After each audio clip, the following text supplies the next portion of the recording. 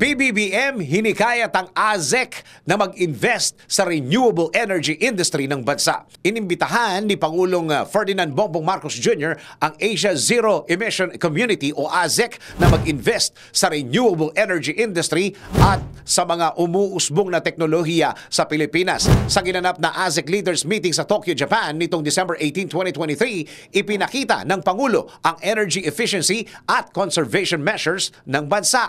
Bakit nga ba mahalaga ang pagpapaunlad sa industriya ng renewable energy? Tara, alamin natin.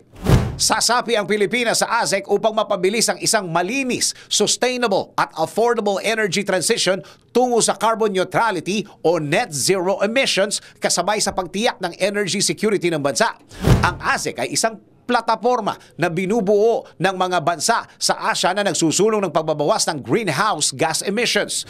Greenhouse gases ang nagpapataas sa temperatura ng mundo na binubuo ng carbon dioxide, methane, ozone, nitrous oxide, chlorofluorocarbons at water vapor. Nangyayari ang greenhouse effect kung natatrap ang init malapit sa Earth's surface na siyang nagdudulot ng global warming. Naniniwala si Pangulong Marcos na ang pagpapalawag ng paggamit ng renewable energy sources ay mabisang paraan upang masolusyonan ang mga problema sa mataas na singil ng kuryente, climate change at global warming. Ayon sa Pangulo, nagtakda ang pamahalaan ng target para itaas ang share ng renewable energy by 2030. Inaasahang 35% ng power mix ay renewable energy. By 2040 naman, dapat maging 50% na ito base sa National Renewable Energy Program ng pamahalaan.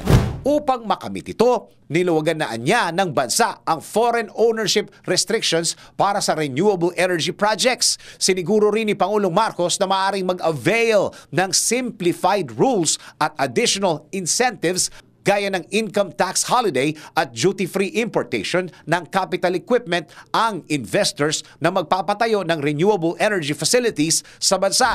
Maganda ang hakbang ni Pangulong Marcos na palawakin ang paggamit ng renewable energy sa bansa. Bukod sa maiiwasan nito ang paglala ng global warming at climate change, mapapababa pa nito ang presyo ng kuryente na malaking tulong para sa pangkaraniwang Pilipino. Ikaw, sang-ayon ka ba sa pagpapaunlad ng renewable energy industry sa Pilipinas? DWIZ Research Report. Report.